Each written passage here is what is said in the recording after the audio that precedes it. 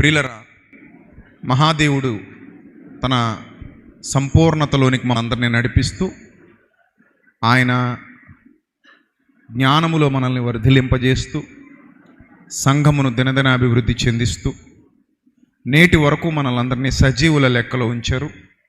అందును బట్టి దేవునికి కృతజ్ఞత స్తుతి స్తోత్రములు చెల్లింపబద్దులమై ఉన్నాము. మన జీవితకాలం అంతా కూడా ఆయన సన్నిధాన వర్తనలమై నిలబడి ఆయనను ప్రేమిస్తూ, ఆయనను ఆరాధిస్తూ, ఆయన కార్యాలు జరిగిస్తూ నమ్మకస్తులుగా ఆయన సేవలో కొనసాగవలసిన వారమై ఉన్నాం. దీనికి కావలసినటువంటి ఒకే ఒక పదం భయభక్తులు అంటారు. దాన్ని ఏమంటారు? భయభక్తులు. మీరు తొందరగా మీ పనులన్నీ ముగించుకొని ఉదయకాలమే లేచి ఎంత దూరమైనా సరే వాటన్నిటినీ పక్కన పెట్టి నేను దేవుని సన్నిధికి పోవాలి అని మీ కుటుంబాలతో సహా వచ్చి ఇక్కడ కూర్చొని ప్రభువుని ఆరాధిస్తున్నారంటే దానికి కారణం భయభక్తులు. అలాగే నేను దేవుని సేవ చేయాలి, దేవుని పనిలో నేను కూడా పాలిభాగం తీసుకోవాలి, దేవుని పనిలో నేను వాడబడాలి అని చాలామంది పిల్లలు తమ కష్టార్జితాన్ని ఖర్చు చేసి దేవుని సన్నిధిలో, దేవుని సేవలో వారు ప్రయాసపడుతున్నారు. ఆ సత్య సువార్తను వ్యాపింపజేస్తున్నారంటే కారణం భయభక్తులు. అనుదినం మానక సంఘం కొరకు, సంఘ క్షేమాభివృద్ధి కొరకు, వారి కుటుంబాల కొరకు, జరుగుతున్న పరిచర్య కొరకు, సేవకుల కొరకు నిరంతరాయంగా ప్రార్థిస్తున్నారంటే దానికి కారణం వారిలో ఉన్నటువంటి భయభక్తులు. దేవునికి లోబడే గుణం భయభక్తుల్లో నుండే వస్తుంది. దేవుని యొక్క దీవెన పొందుకునే గుణం భయభక్తుల్లో నుండే వస్తుంది. ఆ లక్షణం భయభక్తుల్లో నుండే వస్తుంది. ఆ ఆశీర్వాదం భయభక్తుల్లో నుండే వస్తుంది. భయభక్తులు అనేవి లేకుండా, అనగా భయము భక్తి మిక్స్ అయి ఉండేటువంటి ఆ భావన లేకుండా దేవుని యొద్ద నుండి మనం ఏమీ ఎప్పుడూ సంపాదించుకోలేము. దేవుని యొద్ద నుండి మనం ఏది సంపాదించుకోవాలన్నా కూడా ఖచ్చితంగా మానవ జీవితంలో భయభక్తులు అనేవి చాలా చాలా ముఖ్యం. చాలా ముఖ్యం. నువ్వు ఏ పరిస్థితిలో ఉన్నా, నీ మీద ఎంత ప్రెజర్ ఉన్నా, నీ చుట్టూతా ఎంత వ్యతిరేక వాతావరణం ఉన్నా, నీ భక్తి నీదే, నీ భయం నీదే. మన చుట్టూతా చాలా వ్యతిరేక వాతావరణం ఉండొచ్చు. మన పైన ఉన్నవారు, వారి అధికారులు కావచ్చు, లేదా మనం ఎవరి కింద అయితే పనిచేస్తున్నామో వాళ్ళు కావచ్చు, లేదా మన కుటుంబంలో ఎవరైనా మన మీద అధికారులుగా ఉన్న పెద్దలు కావచ్చు, ఇంకెవరైనా కావచ్చు, మన మీద అజమాయిషీ చేయొచ్చు. మన మీద అజమాయిషీ చేసి మనల్ని ఏదో విధంగా సప్రెస్ చేయాలని, ఏదో విధంగా మనల్ని తొక్కాలని, ఏదో విధంగా మనల్ని ఇబ్బంది పెట్టాలని, ఏదో విధంగా మనల్ని బాధ పెట్టాలని, లేదా భక్తి జీవితంలో మనకు వ్యతిరేకమైన దిశలో వారు ప్రయాణం చేస్తూ మనం కూడా అదే దిశలో వెళ్ళాలని వాళ్ళు ఆలోచిస్తూ ఉండొచ్చు. ఇలాంటి పరిస్థితులు నీకు తారసపడుతూ ఉండొచ్చు.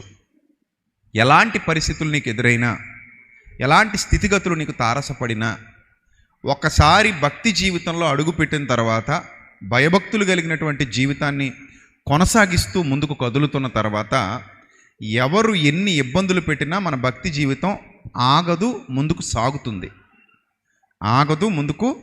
సాగుతుంది. అంటే ఇక్కడ నీ పైనున్న వారికి విలువనిస్తావా, వాళ్ళ మాటకు లోబడతావా, లేకపోతే వాళ్ళు చెప్పినట్టుగా చేస్తావా, లేకపోతే నీ తండ్రి అయిన దేవునికి, నిన్ను ప్రేమిస్తూ నిన్ను బలపరుస్తున్న నీ దేవాది దేవునికి లోబడతావా, ఆయనకు విధేయత చూపిస్తావా అనే ప్రశ్న తలెత్తినప్పుడు భక్తులు ఎప్పుడు కూడా దేవునికే విధేయత చూపిస్తారు. భక్తులు ఎప్పుడు కూడా దేవునికే మొదటి ప్రాధాన్యత ఇస్తారు. భక్తులు ఎప్పుడు కూడా దేవుని సన్నిధికే మొదటి ప్రాధాన్యత ఇస్తారు. ఆయన చిత్తానికే మొదటి ప్రాధాన్యత ఇస్తారు. ఆయనకు లోబడి జీవించటానికే మొదటి ప్రాధాన్యత ఇస్తారు. కాబట్టి ప్రియమైన దేవుని ప్రజలారా, మీరు గుర్తించండి, మీరు ఆలోచన చేయండి. బైబిల్ గ్రంథంలో కొంతమంది జీవితాలు మీ కళ్ళ ముందు పెడతాను. ఇప్పుడు బైబిల్ గ్రంథంలో ఉన్న కొందరు భక్తుల జీవితాలు మీ కళ్ళ ముందు పెడతాను. పరిస్థితులు ఎలా ఉన్నా సరే, వారి పైన ఎలాంటి పరిస్థితులు ఉన్నా సరే, వారు తాము దేవుని యందు భయభక్తులు కలిగి ఉన్న ఆ భక్తి జీవితానికే ప్రాధాన్యత ఇచ్చారు. వారి హృదయంలో ఆ భయభక్తులకు చోటిచ్చారు. గనుకనే చరిత్రలో నిలిచిపోయారు. గొప్ప సాక్షి సమూహంలో నిలిచి మేఘాల వలె వాళ్ళు మనల్ని ఆవరించి ఉన్నారు.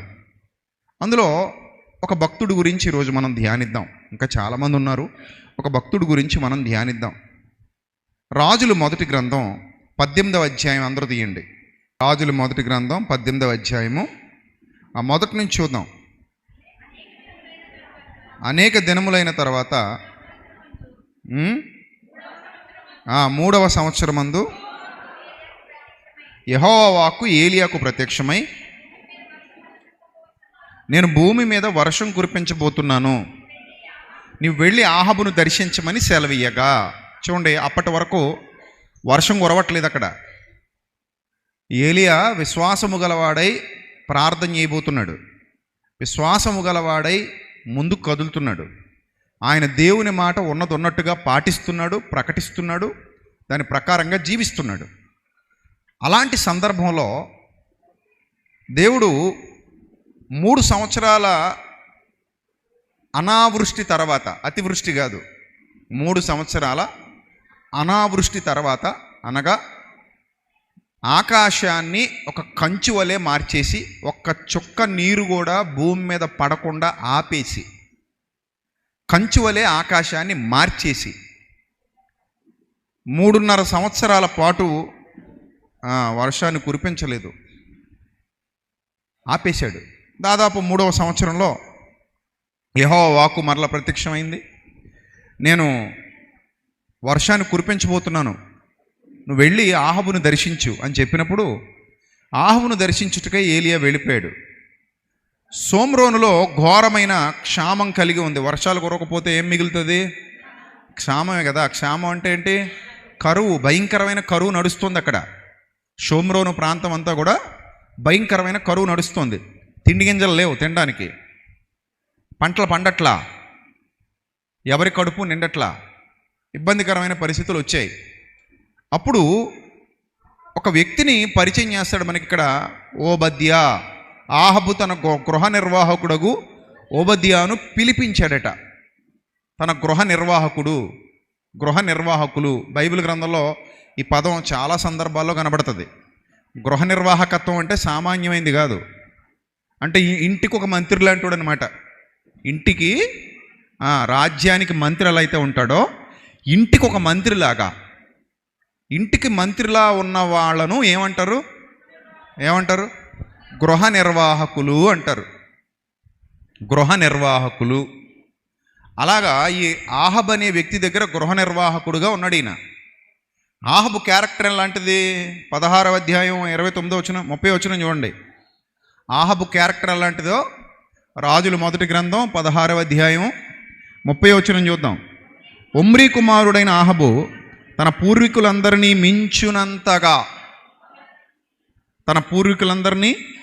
మించునంతగా యెహోవా దృష్టికి చెడుతనము చేసెను.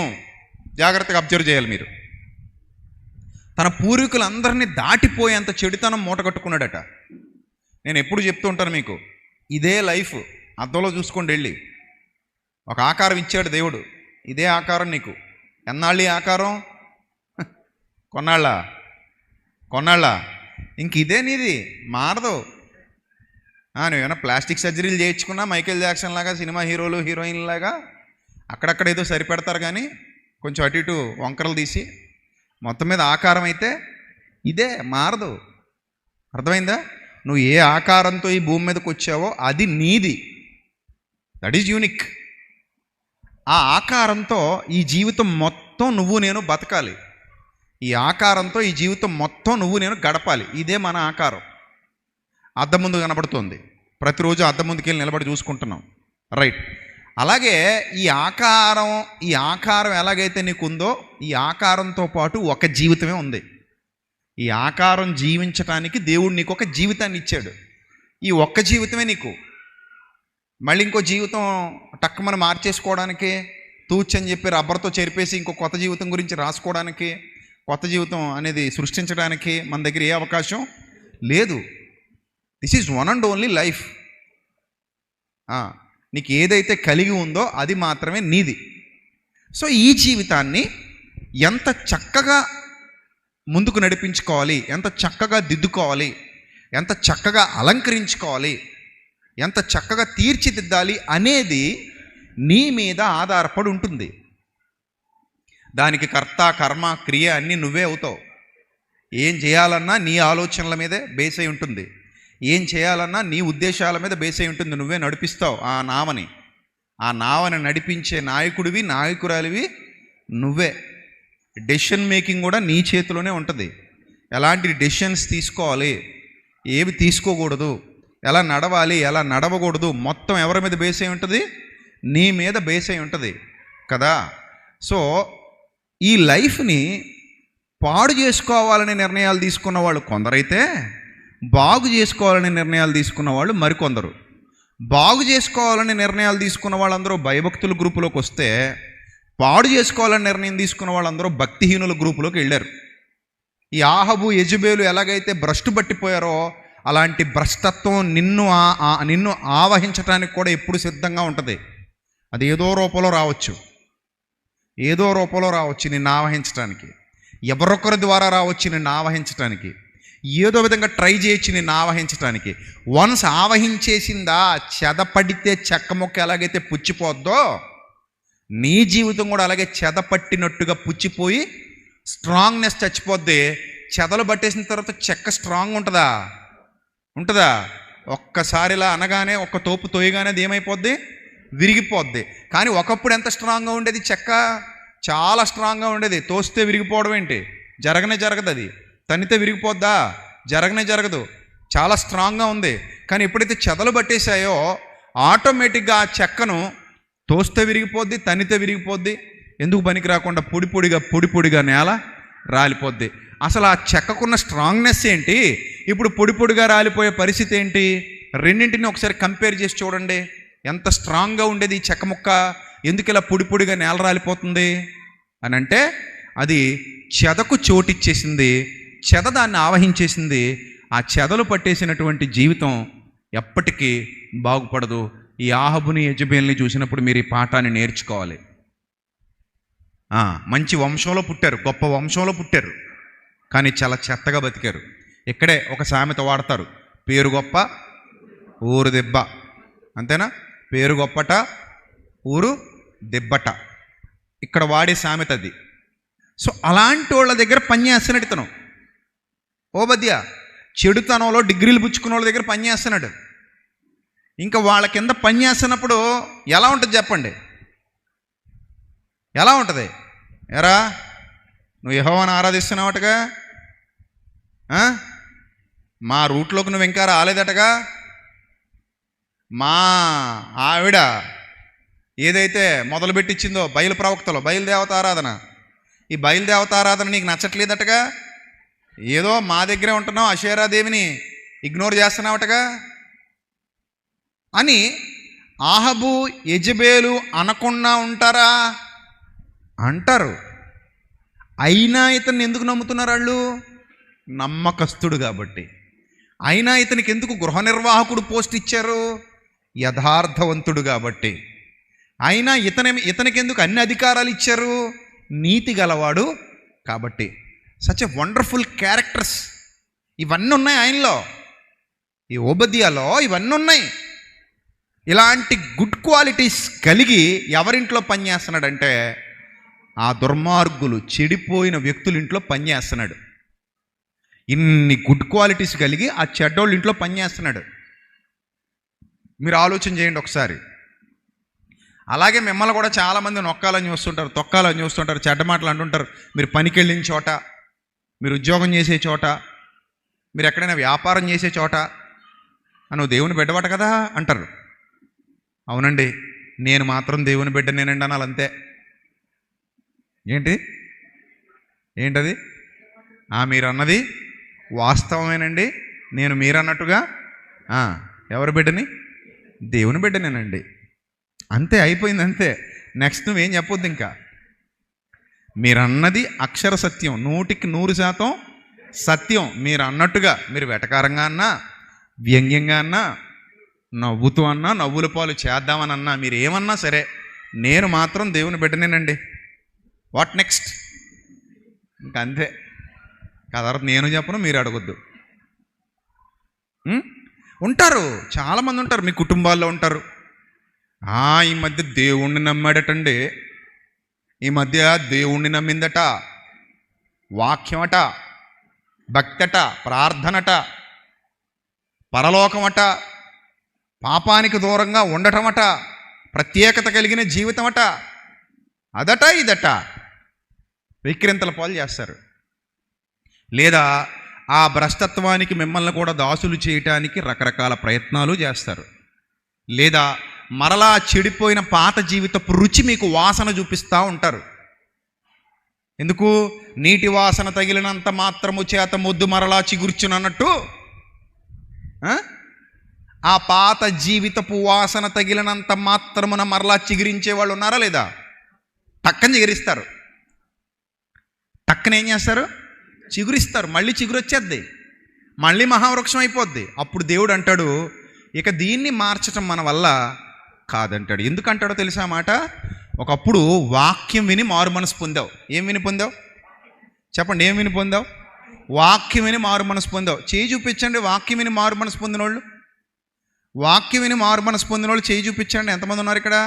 Very nice. అందరూ కూడా ఎలా మారు మనసు పొందారు? వాక్యం విని మారు మనసు పొందారు.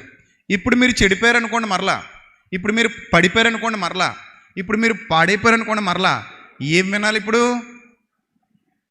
విన్నవాక్యమే మళ్ళీ వినాలి. ఇప్పుడు విన్నవాక్యం మళ్ళీ వినడానికి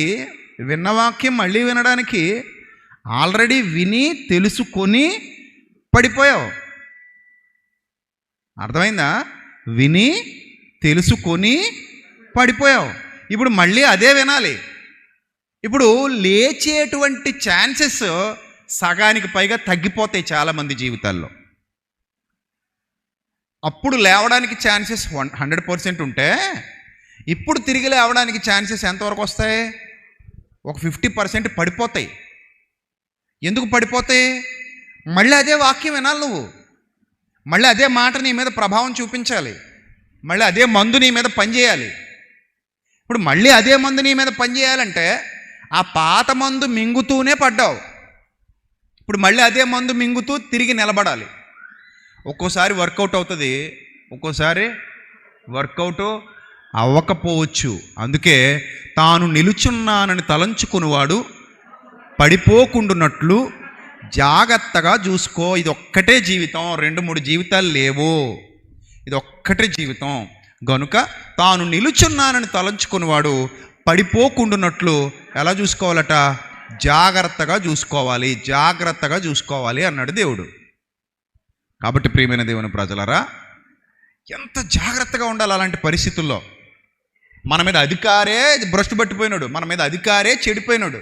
వాడు ఏదో విధంగా ఇబ్బంది పెట్టాలని చూస్తాడు, వాడు ఏదో విధంగా చెడగట్టాలని చూస్తాడు. అయినా కూడా ఓబద్య ఎంత గట్స్ ఉన్నాడంటే 18వ అధ్యాయం మనం చదివితే 3వ వచనం, ఆహాబు తన గృహ నిర్వాహకుడు ఓబద్యాను పిలిపించెను. ఈ ఓబద్య యెహోవా యందు బహుభయభక్తులు గలవాడయా. బహు అన్న మాట అండర్లైన్ చేయండి ఒకసారి. సాధారణంగా భయభక్తులు గలవాడే అని రాస్తే సరిపోతుంది, కానీ అలా రాయట్లా. ఏమంటున్నాడు? బహుభయభక్తులు గలవాడై అన్నాడు. అంటే భయభక్తుల్లో కూడా ఏ స్థాయిలో ఉన్నాడట? సూపర్ స్టేజ్లో ఉన్నాడు. మంచి స్థితికి వెళ్ళిపోయాడు భయభక్తుల్లో. కొంతమంది భయభక్తులు మొదలెడతారు, 10 మార్కులు సంపాదించుకుంటారు. ఇంకొంతమంది భయభక్తులు మొదలెడతారు, 25 మార్కులు సంపాదించుకుంటారు. మరికొంతమంది మొదలెడతారు 35 మార్కులతో పాస్ అవుతారు. ఇంకొంతమంది మొదలెడతారు 50 మార్కులతో సగానికి నిలబడతారు. మరికొంతమంది కనీసం 75 మార్కులు. కానీ ఈయన 100కే 100, ఆ 100 చివరికి వెళ్ళి కూర్చున్నాడు. 99 కూడా కాదు. ఏమనొచ్చు?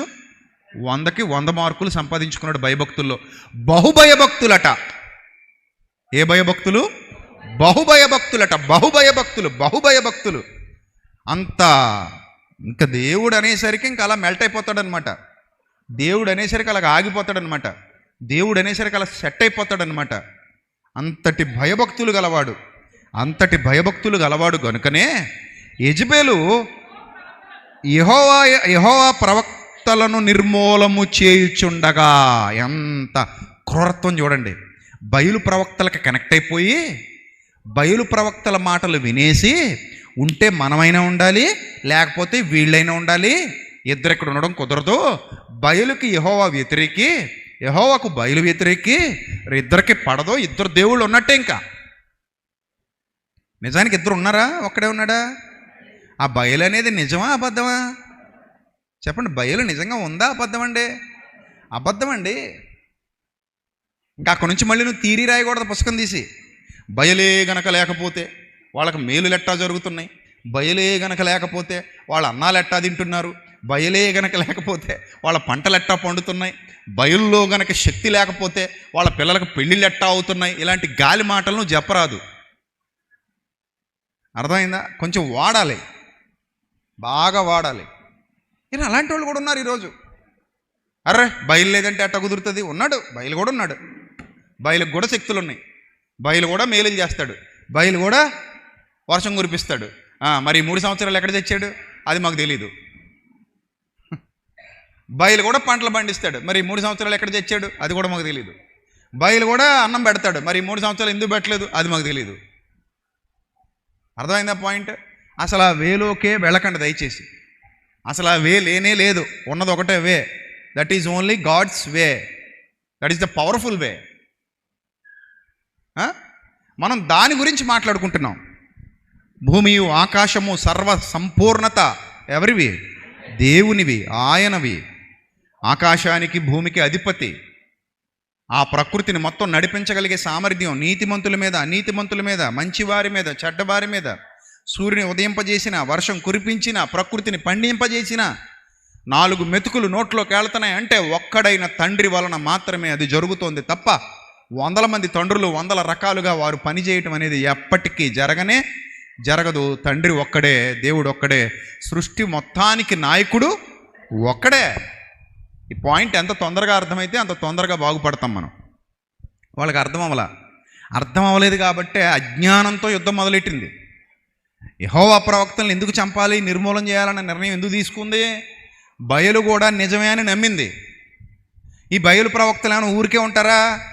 ఏమండి, వాళ్ళకి యెహోవా ఉంటే మనకు మన బయలు ఉన్నాడండి అని చెప్తారు. ఎవరికి? యెజబేలుకి, ఆహాబుకి. మరి వాళ్ళు అలా చెప్పకపోతే వాళ్ళ పొట్ట నిండుతుందా? నిండదు. వాళ్ళ వ్యాపారం నడుస్తుందా? నడవదు. అలా చెప్తారు వాళ్ళు, అలా చెప్పాలి. చెప్పకపోతే వాళ్ళకి బతుకులేదు. వాళ్ళకి ఆ దేవుడు ఉంటే, యెహోవా ఉంటే మనకు ఎవరున్నారని చెప్పాలి. ఇప్పుడు బయలు ఉన్నాడు, మన బయలు చూసుకుంటాడు, వాళ్ళతో యుద్ధం చేద్దామని చెప్పాలి. అలా చెప్పి యెహోవా ప్రవక్తలను ఏం చేయించింది? నిర్మూలము చేయటానికి, అంటే చంపటానికి ట్రై చేస్తున్న తరుణంలో దొరికినట్టు చంపేయండి, దొరికినట్టు నరికేయండి, నాశనం చేసేయండి అని చట్టాలు చేస్తున్నటువంటి దుర్దినాలలో ఈ ఓబద్య వాళ్ళ కిందే పనిచేస్తూ, వాళ్ళ దగ్గరే పనిచేస్తూ కొన్ని గుహల్ని సెటప్ చేశాడట. ఆ అడవుల్లో సెటప్ చేశాడో, కొండల్లో సెటప్ చేశాడో, ఆ షోమ్రోను పరిసర ప్రాంతాల్లో కొన్ని గుహలను ఏం చేశాడు? సెటప్ చేసి పెట్టాడు. గుహలు అంటే సాధారణంగా సింహాలు, పులులు, అడవి మృగాలు ఆవాసాలుగా పెట్టుకుంటేవే గుహలు. కొన్ని చోట్లయితే పురుగులు, చెత్త చెదారం ఉంటాయి, అంతే సౌకర్యవంతంగా ఉండవు గుహలు. అలాంటి గుహలు కొన్ని సెటప్ చేసి ఆ గుహలలో గుహకి 50 మందిని దాచారట. గుహలో 50 మందిని లేదా 100 100 మందిని, అంటే పెద్ద గుహ అయితే 100 మంది, ఓ మోస్తరు గుహ అయితే 50 మంది. అలాగా గుహలో ఎన్నుకొని ఆ గుహల్లో కొంతమంది 50 మంది ప్రవక్తల్ని, ఒక చోటేమో 100 మంది ప్రవక్తల్ని అలాగ అక్కడక్కడక్కడ సెటప్ చేసి, పాపం మరి వాళ్ళకు వంటలు ఎక్కడ చేయించేవాడో తెలీదు. ఆ ఆహాబుకి, యెజబేలుకి పని చేయాలి, గృహ నిర్వాహకత్వం కుటుంబంలో చేయాలి. రాజుగారి కుటుంబానికి గృహ నిర్వాహకత్వం అంటే చిన్న విషయం కాదు. ఆ గృహానికి సంబంధించి మొత్తం అన్నీ ఈయనే చూసుకోవాలి. వాళ్ళ వంట పెంట, వాళ్ళకి సంబంధించిన ప్రతిదీ ఈయన అండర్లోనే జరగాలి. అక్కడ జీతం తీసుకోవాలి. మరి ఆ జీతంలో నీతిమంతుడు, యథార్థవంతుడు వాళ్ళదేం దోచుకోడు. ఆయన జీతంలోనే ఖర్చు చేస్తాడు, ఆయన ఆస్తిలోనే ఖర్చు చేస్తాడు. ఆయన సంపాదించిన దాంట్లో నుంచి 50 మంది సేవకులకి భోజనం, 100 మంది సేవకులకు భోజనం, కనీసం తక్కువ అంటే రోజుకు ఒకసారైనా పెట్టాలి. ఇప్పుడు అది రిస్క్. 3 పూటలో పొద్దునేమో ఇడ్లీలు, మధ్యాహ్నం ఏమో పప్పు చింతకాయ, సాయంత్రం ఏమో చికెన్ ముక్కలు, చేప ముక్కలు. అవ్వదు. వాళ్ళు ప్రాణాలు గుప్పెట్లో పెట్టుకొని తలదాచుకుంటున్నారు, శోధన కాలంలో ఉన్నారు, వేదన కాలంలో ఉన్నారు. అలాంటి శోధనకరమైన వేదనకరమైన పరిస్థితిలో ఉన్నప్పుడు వాళ్ళకి కనీసం ఒక పూట భోజనం అయినా రోజుకి ఒకసారైనా అరేంజ్ చేయాలి. మరి రోజుకి ఒకసారి 50 మందికి 100 మందికి అలాగే ఎంతమందిని దాచాడో తెలీదు. వీళ్ళందరికీ మరి ఒక్కడు అరేంజ్ చేయాలంటే ఇది చిన్నదా పెద్దదా టాస్క్? రిస్కీ జోన్లో ఉండి చేశాడు ఇదంతా. తెలిస్తే ఖచ్చితంగా చంపేస్తారు ఇతన్ని. విషయం కానీ లీక్ అయిందా గృహ నిర్వాహకుడిని కూడా చూడరు. చూసే అంతటి మంచి మనసు ఉన్నోళ్ళేమి కాదు, ఆలోచించే అంతటి యథార్థ హృదయులేమి కాదు. క్రూరులు, సజ్జన ద్వేషులు, క్రూరులు, నీతి మాలిన జీవితం జీవిస్తున్న వాళ్ళు, దైవ వ్యతిరేకులు కూడా, దైవ భయం కొంచెం కూడా లేని వాళ్ళు. అసలు వాళ్ళు వ్యతిరేకించేదే దైవాన్ని, వాళ్ళు శత్రువుగా భావించేదే దైవాన్ని, వాళ్ళు తిరుగుబాటు చేసేదే ఎవరి మీద? దైవం మీద. ఏదో వ్యక్తి మీద ఉన్న కోపం కాదు, అది వ్యక్తి మీద ఉన్న పగ కాదు, వ్యక్తికి వ్యతిరేకంగా చేస్తున్న తిరుగుబాటు కాదు, నేరుగా దేవునికి వ్యతిరేకంగా చేస్తున్నటువంటి తిరుగుబాటు, దేవునికి వ్యతిరేకంగా చేస్తున్న పాపం, దేవునికి వ్యతిరేకంగా చేస్తున్నటువంటి పోరాటం. ఆ పోరాటంలో భాగంగా 50 మందిని 100 మందిని దాస్తున్నాడు. చంపమని చెబుతున్నప్పుడు కాపాడుతున్నాడు, చంపటానికి ట్రై చేస్తున్నప్పుడు కాపాడుతున్నాడు. నిజంగా ఎంత రిస్క్ అంటే ఎవ్వరికి తెలియకుండా డీల్ పూర్తి చేయాలి. ఎందుకంటే ఈయనతో ఉన్నట్టే ఉంటారు, వెళ్ళి చెవిలో ఊదేస్తారు, ఈయనతో ఉన్నట్టే ఉంటారు, వెళ్ళి మోసేస్తారు. ఎందుకంటే రాజుగారు అక్కడ ఏదైనా సీక్రెట్ చెప్తే ఏమిస్తాడు? బహుమానాలు ఇస్తాడు. మీకు ఇంకో విషయం కూడా చెప్పనా? ఆ గృహ నిర్వాహకుడు పోస్ట్ ఈయన పోతే ఇంకొకడికి వస్తారాదా? ఈయన ఆ పోస్ట్లో నుంచి తప్పించేస్తే ఇంకొకటి ఆ పోస్ట్ కొట్టేయచ్చు. ఇప్పుడు సాధారణంగా ఆయన కింద ఉన్నోళ్ళు ఏమనుకుంటారు? కొంతమంది అయినా ఇతన్ని జాగ్రత్తగా ఈ పోస్ట్లో నుంచి తప్పించేస్తే ఆ పోస్ట్ మనం తీసుకోవచ్చు కదా, ఆ మేనేజర్ పోస్ట్ మనకు వస్తుంది కదా, ఇతను జాయిగా కత్తిరించేయాలి, తెలివిగా కత్తిరించేయాలి జాగ్రత్తగా అని అనుకునే వాళ్ళు కూడా ఉంటారు. మీరు బాగా గుర్తుపెట్టుకోండి, ఎప్పటికీ బండ గుర్తుపెట్టుకోండి. మీరు ఎదుగుతుంటే అందరూ చప్పట్లు కొట్టరు, మీరు ఎదుగుతుంటే కాలు పట్టుకొని లాగేద్దాం అనుకునే వాళ్ళు మీ చుట్టూతా ఉంటారు. అలాంటి వాళ్ళు ఎంత ట్రై చేసినా మీ కాలు పట్టుకుని లాగేద్దాం, మిమ్మల్ని తొక్కేద్దాం, మిమ్మల్ని ఎదగనివ్వకుండా చేద్దామని ఎంత ట్రై చేసినా వాళ్ళను మీ కాళ్ళ కిందే పెట్టుకుని అవసరం అనుకుంటే వాళ్ళ భుజాలే మెట్లుగా మలుచుకొని ఎక్కిపోవాలి తప్ప ఎవడు నిన్ను తొక్కేద్దామని చూసినా అతని పాదాల కింద తొక్కబడకూడదు. అలాంటి ఒక బలమైన ఇన్స్పిరేషనల్ మైండ్ సెట్ నీకు ఉండాలి. నిన్ను చూసి అనేకులు ప్రేరేపించబడాలి. చాలామంది నిన్ను ఎదగనివ్వకూడదనే చూస్తారు, చాలామంది నీ ప్రతిభను గుర్తించరు, చాలామంది నిన్ను కావాలని డిఫేమ్ చేసేద్దామని చూస్తారు, కావాలని నిన్ను అందరిలో చేట చేద్దామని చూస్తారు. ఎవడెన్నైనా చేయని నువ్వులానే ఉండు, నువ్వు నీ గురివైపే పరిగెత్తు, నీ గురివైపే చూడు. నువ్వు అతను అందుకోలేనంత లేదా వారు అందుకోలేనంత ఎత్తుకు ఎక్కి కిందకు చూస్తే వాళ్ళు అక్కడ నీకు ఎక్కడో దూరంగా కింద కనబడాలి, నువ్వు ఎక్కడో పైన వాళ్ళకి కనబడాలి. అలాంటి స్థాయిలో ఉండాలి. మరి అలాంటి స్థాయిలో ఉండాలంటే దైవ ఆశీర్వాదం మన పట్ల ఉండాలి, దైవ కృప మన పట్ల ఉండాలి. ఓబద్య అలాంటి వారిలో ప్రథముడే అనుకోవాలి. వాక్యాన్ని పరిశీలిస్తుంటే అర్థమవుతుంది. ఒక పెద్ద సంస్థది, పెద్ద రాజసంస్థానం. ఈ రాజసంస్థానంలో గృహ నిర్వాహకుడు, అతన్ని లాగేద్దామని చాలామంది చూస్తారు, కానీ ఎవ్వరికి తెలియకుండా ఎంత బాగా మెయింటైన్ చేశాడో చూడండి. ఎవ్వరికి తెలియకుండా, తెలిస్తే ఖచ్చితంగా గోళ్ళకి ఏముంటాయి? చెవులు ఉంటాయి. వారితో ఎక్కడికి వెళ్ళిపోద్ది? రాజుగారి ఇంటికి వెళ్ళిపోద్ది, రాణిగారి దగ్గరికి వెళ్ళిపోద్ది. రాజు కంటే దద్దరి కొట్టింది రాణి. అక్కడక్కడ రాణి కంటే దద్దరి కొట్టేవాళ్ళు ఉంటారు రాజులు. కానీ ఈ చరిత్రలో రాజే ఒకంత బెటర్ అనిపిస్తాడు. అంత చండాలపు మనస్తత్వం కలిగింది రాణి. చరిత్రలో అలా నిలిచిపోయింది. యెజబెల్ అంటే కొత్త నిబంధనలో కూడా మరిచిపోలేనంత గొప్ప స్ఫూర్తి ప్రదాత అన్నమాట. దుర్మార్గపు స్ఫూర్తి ప్రదాత, అంతటి దుర్మార్గురాలు. ఈ యెజబెలు ఆ క్యారెక్టరు ఆ భర్త కంటే వర్స్ట్ క్యారెక్టర్. అస్సలు బతకనివ్వదు. అసలు ఈ చంపమని చెప్పింది ఎవరన్నా ఉంది అక్కడ చూడండి, యెజబెల్ అనే ఉంది అక్కడ. పెత్తనం అంతా ఎవరిదనమాట? ఈవిడిదే. ఇక్కడ స్విచ్ నొక్కితేనే అక్కడ బల్బు వెలుగుతుంది. మొత్తం పెత్తనం ఈవిడిదే. అందుకని మొత్తం చంపేద్దామని చూసింది, వాళ్ళందరినీ చంపమని చెప్పి పురమాయించింది కూడా ఈవిడే. కానీ అలాంటి సిచ్యువేషన్లో భయభక్తులు కలిగిన వాడు ఓబద్య మరి ఎన్ని కష్టాలు పడి వాళ్ళని పోషించాడో, ఎంత శ్రమపడి పోషించాడో, మెటీరియల్ ఎక్కడి నుంచి తెచ్చాడో. రొట్టెలు, ఆ రోజుల్లో వాళ్ళు తినేవి రొట్టెలు. ఆ రొట్టెలు మరి ఆ పిండి పిసికి రొట్టెలు చేసేవాళ్ళు ఎవరో, ఇతనికి ఎవరో ఒకరు సపోర్ట్ ఖచ్చితంగా ఏమవ్వాలి, కావాలి. ఒక్కడెక్కడ చేయగలడండి 100 మందికి రొట్టెలు? ఈయన అసలు చేయలేడు. ఈయన మంచి హోదాలో ఉన్నాడు, వెళ్ళి రొట్టెలు చేస్తానంటే కుదరదు కదా. సో చేయించాలి.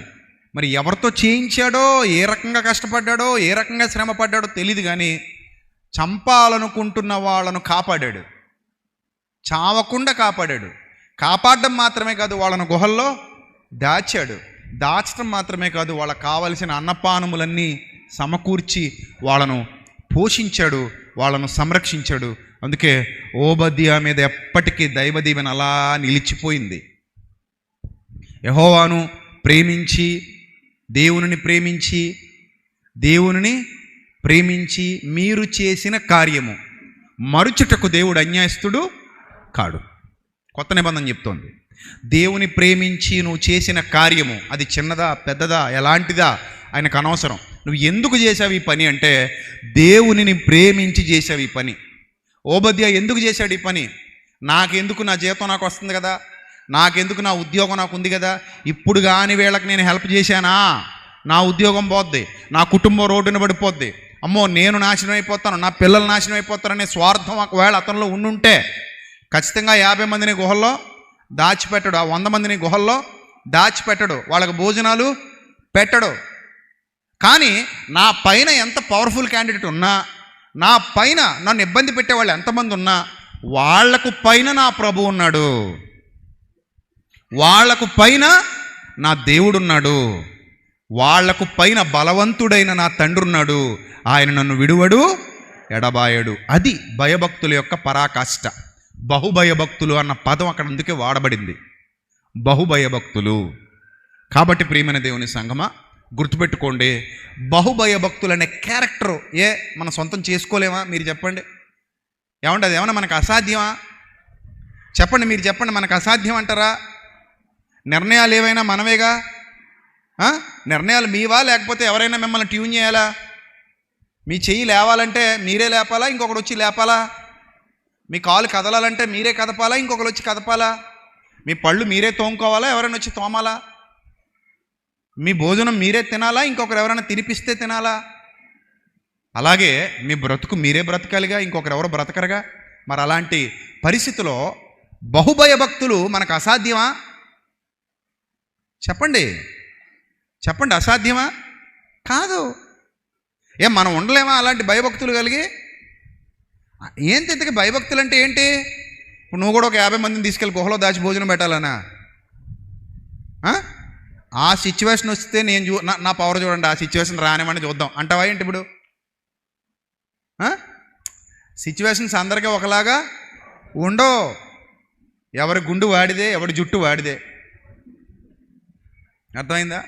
ఎవడి పొట్ట వాడిదే, ఎవడి తిండి వాడిదే, ఎవడి బ్రతుకు వాడిదే, ఎవడి పరిస్థితి వాడిదే. అందరికీ ఒకలాంటి పరీక్షలు రావు, అందరికీ ఒకలాంటి ఛాలెంజెస్ రావు, అందరికీ ఒకలాంటి సమస్య రాదు. దేవుణ్ణి హెచ్చించాల్సిన పరిస్థితి వస్తే ఒక్కో భక్తుడు ఒక్కో కోణంలో హెచ్చించాడు, ఒక్కో భక్తుడు ఒక్కో కోణంలో ప్రయాసపడ్డాడు, ఒక్కో భక్తుడు ఒక్కో విధంగా తన సత్తా చాటుకున్నాడు, ఒక్కో భక్తురాలు ఒక్కో విధంగా తన గొప్పతనాన్ని నిరూపించుకుంది. అది నీ పరిస్థితిని బట్టి, నీ చుట్టూ ఉన్న వాతావరణాన్ని బట్టి, నీ చుట్టూ ఉన్న సమస్యలను బట్టి, నీ చుట్టూ ఉన్న ఏవైతే సర్కమ్స్టెన్సెస్ ఉన్నాయో వాటిని బట్టి నువ్వు నీ గొప్పతనాన్ని నిరూపించుకోవాల్సిన అవసరత కొన్ని సందర్భాల్లో ఏర్పడుతుంది. అప్పుడు నువ్వు ప్రాధాన్యత ఎవరికి ఇస్తావు అన్నది నీ ముందున్న ఛాలెంజ్గా మిగిలిపోద్ది. నువ్వు ప్రాధాన్యత ఎవరికి ఇస్తావు? దేవునికి ఇస్తావా, లేకపోతే నీ పైనున్న అధికారులకో, నిన్ను ప్రలోభ పెట్టే వాళ్ళకో, నీకు జీతం ఇచ్చే వాళ్ళకో, నీకు డబ్బులు ఇచ్చే వాళ్ళకో, నీకు వ్యాపారం ఇచ్చే వాళ్ళకో, నీకు ఉద్యోగం ఇచ్చే వాళ్ళకో, లేదా నీ పైన నాయకులుగా ఉన్న వాళ్ళకో ఇస్తావా? ఎవరికి ఇస్తావు నువ్వు నీ మొదటి ప్రాధాన్యత? అక్కడ నీ భయభక్తులకు పరీక్ష మొదలవుతుంది. అప్పుడు నువ్వు బహుభయభక్తులను అనుసరిస్తావా, అనుసరించవా? Is it possible or not? Please tell me is it possible or not? చెప్పండి. పాజిబుల్లా కాదా? చెప్పాలి, అందరూ చెప్పాలి. పాజిబుల్లా కాదా? అనుకుంటే అవుతుందా అవదా? అనుకో మనస్ఫూర్తిగా అవుతుందా అవదా? అవుతుంది. నీకు కూడా అలాంటి పరిస్థితులు ఉండొచ్చు. నీ ఉద్యోగం పోద్దేమో, అయినా కూడా ఓబద్యా తీసుకున్న నిర్ణయం, చంపనిస్తావా కాపాడతావా? చెప్పండి. చంపనిస్తావా? 50 మందిని 100 మందిని కాపాడతావా? కాపాడతాం తప్ప చంపనివ్వం. నా ఉద్యోగం పోయినా పర్లేదు, నా పూర్వపు స్థితి నాకు లేకపోయినా పర్లేదు, నేను వాళ్ళను చావనివ్వను. ఖచ్చితంగా నేను వాళ్ళను కాపాడుకుంటాను అనే ఛాలెంజ్ నువ్వు స్వీకరిస్తే ఆ సిచ్యువేషన్లో ఇప్పుడు అదే సిచ్యువేషన్ నీ జీవితంలో రావాలని ఏమి రూలు లేదు. అలాంటిది ఏదైనా రావచ్చు, ఇంకో రూపంలో రావచ్చు, మరో రకంగా రావచ్చు, కొంచెం చిన్నగా రావచ్చు, కొంచెం పెద్దగా రావచ్చు, ఎలా అయినా రావచ్చు. అక్కడ నువ్వు దేవుణ్ణి మహిమపరచాలి, అక్కడ నువ్వు దేవుణ్ణి విశ్వసించావన్న రుజువు చూపించాలి, అక్కడ నువ్వు దేవుని కొరకు బ్రతుకుతున్నావన్న చిత్తాన్ని కనపరచాలి, న్యాయ విధిని ఎరగాలి, నమ్మకంగా నిలబడాలి, నమ్మకంగా పనిచేయాలి, నమ్మకంగా నీ విశ్వాసతను కాపాడుకోవాలి. అలాంటి ఓబద్య అలాంటి క్యారెక్టర్లో నువ్వు కనబడతావా? అలాంటి ఛాన్స్ వస్తే కనబడవా? అంటే నీకు సాధ్యమా కాదా? ఎంతమందికి సాధ్యమే అనిపిస్తుంది? చేయి చూపించండి.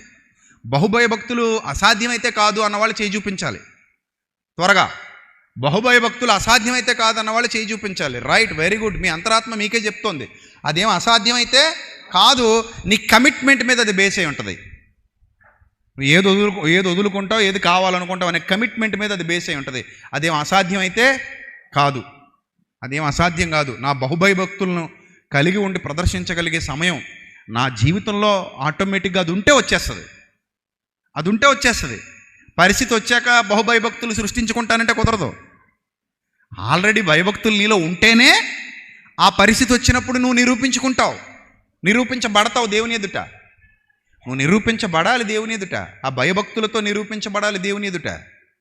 కాబట్టి ప్రియమైన దేవుని సంగమా, ఇంత గొప్ప సత్యవాక్యమును వింటున్నటువంటి నీవు ఎలాంటి పరిస్థితి వచ్చినా భక్తులను మాదిరిగా పెట్టుకో. నువ్వు కూడా భయభక్తులే కలిగి ఉండు. పరిస్థితిని జాగ్రత్తగా అబ్జర్వ్ చేయి. ఈ పరిస్థితిలో చావనిద్దామా, చావుకి ఎదురెళ్ళి వాళ్ళని బతికిద్దామా? ఒకటే నిర్ణయం. అప్పుడు యెహోవా యందు భయభక్తులు కలిగి తీసుకునే నిర్ణయమే నీకు ఆశీర్వాదం, నీకు దీవెన. ఎందుకంటే నువ్వు చూపిన ప్రేమ ఎవరిని బట్టి చూపావు? దేవుని బట్టి, మానవుల్ని బట్టి చూపిన ప్రేమ కాదు అది. అందుకే నువ్వు చేసే ఏ పనైనా సరే నమ్మకంగా చేయి, ఏ పనైనా సరే యథార్థంగా చేయి. అది సేవ అంటావా, సువార్త ప్రకటన అంటావా, మీటింగ్స్ ఏర్పాటు అంటావా, మరొకటి అంటావా, ఇంకొకటి అంటావా, దేవుని పరిచర్య అంటావా, దేవుని సేవలో అరగబడటం, నలగొట్టబడటం అంటావా, ఏదైనా కానీ నువ్వు నమ్మకంగా చేయి, దేవుణ్ణి ప్రేమించి చేయి. నీ భక్తి జీవితంలో భయభక్తులు, బహుభయభక్తులు అనే మాట నిరూపించుకోవడానికి చేయి. ఆయన చూస్తున్నాడు, నన్ను చూస్తున్నాడు, అబ్జర్వ్ చేస్తున్నాడు. కాబట్టి దాని ప్రకారంగా జీవించు, వర్ధిల్లు. దేవుడు నిన్ను, నీ కుటుంబాన్ని బలపరిచి ఆశీర్వదించునుగాక. తలలు వంచండి, ప్రార్థన చేద్దాం. మహాపరిశుద్ధుడైన మా కన్న తండ్రి, మహోన్నతుడ, దయగల దేవ, కృపగల ప్రభువా, ఎంతవరకు విలువైన మీ మాటల చేత మీ పిల్లల హృదయాలు బలపరిచినందుకు స్తోత్రం తండ్రి. వీళ్ళని దీవించండి, మీ కృపలో వర్ధిలింపచేయండి, మీ సహాయము సమాధానము అనుగ్రహించండి ప్రభా. మీ యందు పరిపక్వత కలిగిన జీవితాలు దయచేయండి, శక్తి కలిగిన జీవితాలు దయచేయండి.